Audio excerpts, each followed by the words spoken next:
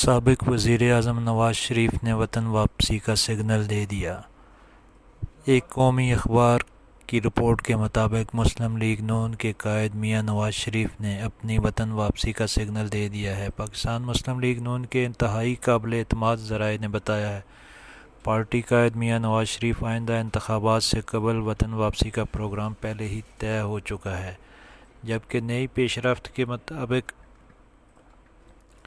نواز شریف نے پارٹی کو ہدایت کی ہے کہ اگر تحریک انصاف کے سربراہ عمران خان نے پنجاب اور کے پی اسمبلیاں تحلیل کر دیں تو وہاں آئین کے مطابق 90 روز کے اندر نئے انتخابات کرا دیے جائیں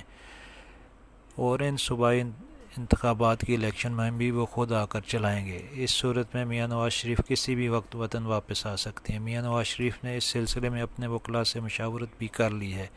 ان کی آمد کے فوری بعد عدالتوں میں ان کی سزاؤں پر زیر سماعت نظر ثانی کی اپیلوں کی پیروی شروع کر دی جائے گی۔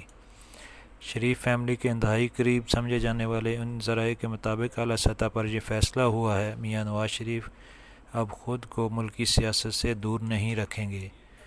اور براہ راست اپنی پارٹی اور حامیوں کی اگلے الیکشن میں رہنمائی کریں گے۔ ان ذرائع کے مطابق میاں نواز شریف کی تاحیات نااہلی کا کیس اب کمزور پڑ چکا ہے